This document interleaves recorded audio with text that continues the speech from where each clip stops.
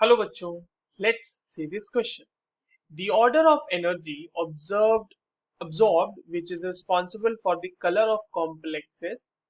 Options है हमारे मतलब बेसिकली तीन कंपाउंड दिए हुए हैं NiH2O whole 2 En whole twice 2 plus NiH2O whole 4 En 2 plus NiEn whole 3 2 plus. तो इसमें हमसे पूछा जा रहा है ऑर्डर ऑफ एनर्जी अब्सॉर्ब क्या होगा। ऑप्शंस है हमारे पास, चार अलग अलग कॉम्बिनेशन के लगे हुए ऑप्शंस हैं हमारे पास। ठीक है, तो चलिए इस क्वेश्चन को सॉल्व करते हैं बच्चों। सबसे पहले ये देखते हैं कि इस क्वेश्चन को सॉल्व करने के लिए हमें कौन से की कॉन्सेप्ट की जानकारी होनी चाहिए। देखिए, की कॉन्सेप्ट की अगर हम बात करें तो इसमें हमारे पास पता होना चाहिए कि क्रिस्टल फील्ड स्टेबलाइजेशन या क्रिस्टल फील्ड स्प्लिटिंग के बारे में अगर हमें पता है, क्रिस्टल फील्ड स्प्लिटिंग, तो उसके मदद से हम इस क्वेश्चन को सॉल्व कर सकते हैं। और इसका कोरिलेशन हमें पता होना चाहिए कलर्स के साथ या फिर एनर्जी अब्सॉर्ब, या फिर आप सिंपली इतना ही पता रखें कि क्रिस्टल फील्ड स्प्लिटिंग क्या है तो हम उसको कोरिलेट कर लेंगे। चलिए अब देखते हैं हमारे पास जो ये जो अलग अलग कंपाउंड्स दिए हुए हैं उसमें एक चीज देखिएगा। अगर हम H2O की बात करें तो H2O जो है बच्चों वो एक वीक फील्ड लिगेंड है।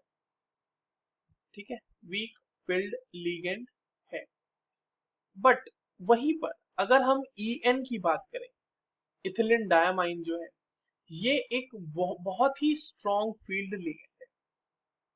ठीक है, स्ट्रॉन्ग फील्ड लिगेंड है। अब देखिए क्या होता है कि जैसे मान लीजिए हमारे पास कोई कॉम्प्लेक्स का फॉर्मेशन होना है बच्चों। ठीक है, तो उसमें हम आमतौर पे क्या ऑब्जर्व करते हैं कि ये जो डी ऑर्बिटल है, लेट्स से कि ये हमारा इस तरह से डी ऑर्बिटल है, तो इसकी स्प्लिटिंग हो जाती है ऑक्टाहेड्रल कॉम्प्लेक्सेस में T2G और Eg, और T2G और Eg एनर्जी लेवल्स में, है ना। ये स्प्लिटिंग हो जाती है, यही तो है डेल्टा ओ की वैल्यू, ये होती है यहाँ से यहाँ तक की डेल्टा ओ की वैल्यू।